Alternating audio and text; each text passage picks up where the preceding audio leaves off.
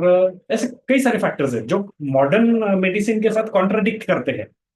पर एक जो होता है ना, एक वो तबका होता है या एक वो क्राउड बेस होता है जिनको जिनकी इस तरह की धारणा या बिलीफ होती है कि पुराना है तो सब अच्छा है, इस तरह से। तो जैसे आजकल हम कई सिलेबस में पढ़ाया जाता है हम्म। कि जब भी हम प्राचीन अपना प्राचीन विज्ञान की हम जब भी बात करते हैं, तो उसकी तुलना हम आधुनिक क्या बोलते हैं, आधुनिक औषधि मॉडर्न से। मेडिसिन, हाँ, मॉडर्न मेडिसिन। आधुनिक औषधि से हम उसकी तुलना करते हैं, तो ऐसा क्यों ही किया जाता है? समझ सवाल समझ गया मैं आपका।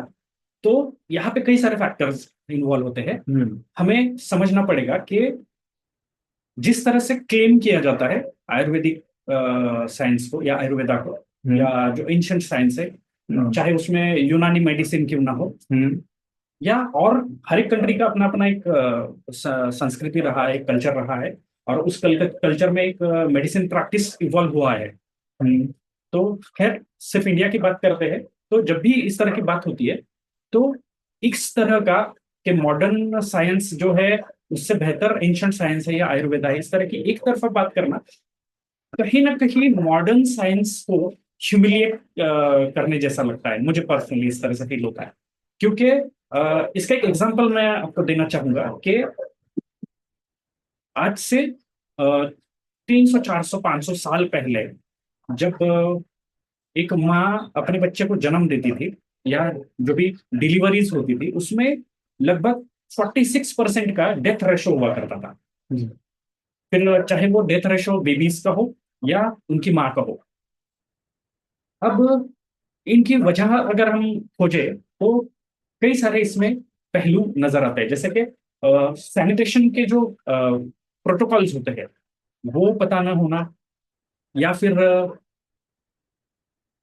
फॉर एग्जांपल एम्बिकल कॉर्ड काटते वक्त अगर उस टूल को प्रॉपर सैनिटाइज नहीं किया गया है, तो हो सकता है कि उस इन्फेक्टेड टूल की वजह से बच्चे को या माँ को इन्फेक्शन हो गया और उससे उनकी आगे चल के डेथ हो गई। या फिर जो प्रसूति के दौरान या जो डिलीवरी के दौरान कपड़े का इस्तेमाल होता था, ज्यादातर कॉटन के क्लोथ्स इस्तेमाल होते थे, और उनको गर्म पानी में उबालकर सैनिटाइज किया जाता था। हम्म। मतलब आज जिस तरह से यूज एंड थ्रो वाला कल्चर है, या यूज एंड थ्रो वाले चीजें, या जैसे कॉटन इस्तेमाल होता है या और कई सारी चीजें ऑपरेट करते वक्त इस्तेमाल होती है या डिलीवरी के दौरान इस्तेमाल होती है, तो उस तरह की चीजें आज से 200 साल पहले नहीं जाती थी या नहीं मिलते थे। तो ऐसी प्रैक्टिसेस के कारण डेथ रेशो जो था वो ज्यादा था। जैसे एग्जामिनेशन ग्लव्स का इन्वेंशन हुआ, जो ग्लव्स आज डॉक्टर इस्तेमाल करते सर्जिकल। हैं, सर्जिकल ग्लव्स, एग्जैक्टली। हम्म। तो जब इनका इन्वेंशन हुआ, तो ये जो ड्यूरिंग डिलीवरी प्रोसेस डेथ का रेशियो जो था, वो हम्म। 46% से लेके डायरेक्टली 16% तक आके गिर गया नीचे, जी। सिर्फ एक एग्जामिनेशन ग्लव्स के कारण। तो जी। आप इस तरह की खोज को एक तरह से तमाचा मार रहे हो जब आप ये कहते हो कि मॉडर्न मेडिसिन से आयुर्वेदिक साइंस बेहतर है। जी। और ऐसे अनगिनत इन्वेंशन है।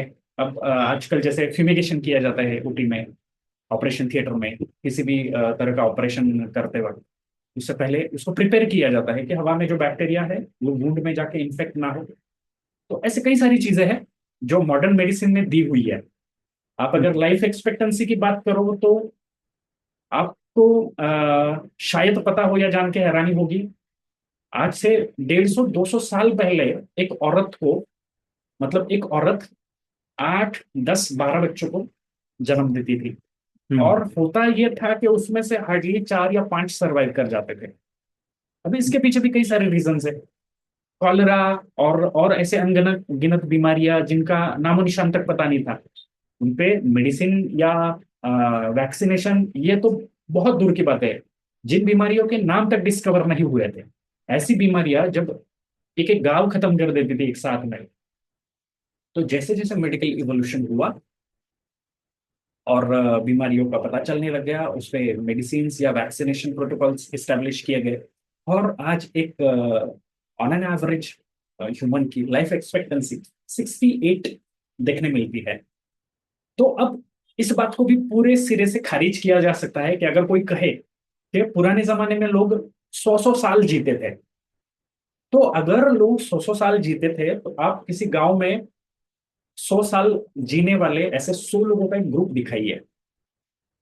कोई एक व्यक्ति ऐसा होता था कि जिनका जेनेटिक मेकअप और सरवाइव करते वक्त के कंडीशन, ये दोनों चीजें मैच हुई हो, उनका न्यूट्रिशन उसके साथ मैच हुआ हो, उनकी फिजिकल एक्टिविटी उनके साथ मैच हुई हो, या शायद किसी तरह की एक बड़ी बीमारी जो पूरा गांव खत्म कर रही है उस वक्त वो गांव में मौजूद ना हो, कहीं और चले गए हो और इस कारण वो बच गए हो। तो ऐसी कई सारी संभावनाएं और लॉजिकल फैक्ट इसमें इन्वॉल्व होते हैं। तो आप इलॉजिकल मैनर से इस तरह से नहीं कह सकते कि पुराने जमाने में 100-100 साल लोग जिया करते थे।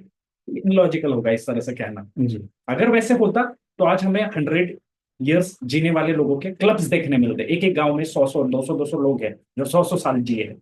तो ये एक दूसरा एग्जाम्पल होता है बताने के लिए। तो ये फर्क आपको समझना पड़ेगा। यहाँ पे ना तो आयुर्वेदा को क्रिटिसाइज किया जा रहा है और ना ही मॉडर्न साइंस को क्रिटिसाइज होने दिया जा रहा है। उसको भी बचाने की मैं कोशिश कर रहा हूँ। जी।